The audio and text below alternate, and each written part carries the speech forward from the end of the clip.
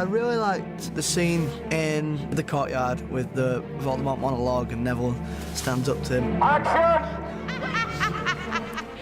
It's as if it's over, and it's kind of like there's no point in fighting anymore.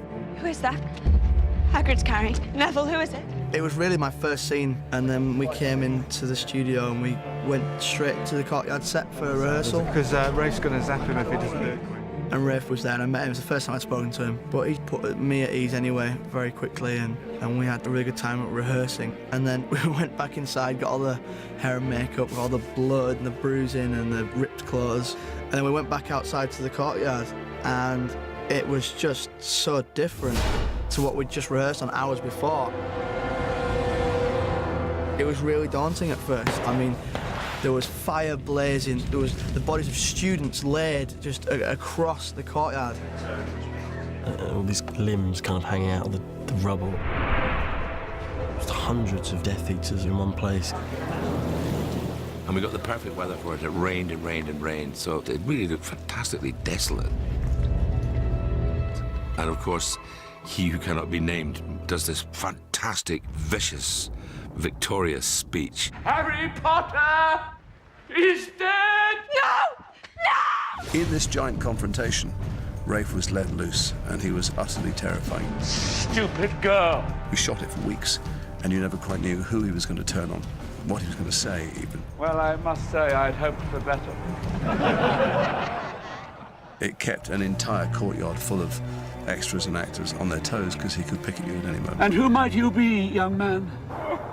He'd laugh at me in this way where he was sort of just ridiculing me and as if I was this just pathetic nothing. His name is Neville Longbottom.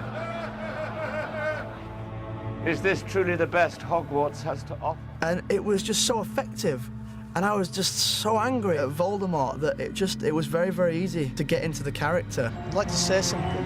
And he's battered in this story, and he's bruised, and he's broken. It doesn't matter that Harry's gone. But he gives this speech about why they're not going to give up, which is suicidal. He's still with us.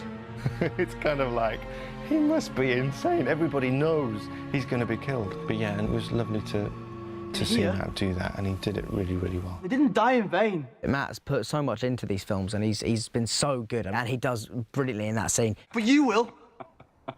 Harry's heart did beat for us. For all of us. And he inspired everyone to fight. This is not over! That was awesome because Neville!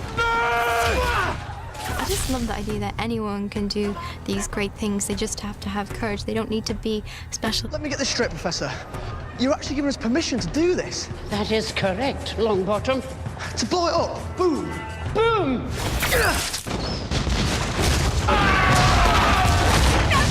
He couldn't even hold his frog together on the first film. So to go from someone who loves frogs to someone who starts slicing up snakes, he's certainly turned into quite a warrior and head of the resistance at Hogwarts, which is a very brave feat for Neville to do. He beats the bad guy, he saves the day, and that's what's driving him along, just instinct to do the right thing. To be able to play that over the last 10 years, that evolution of a character, has been incredible.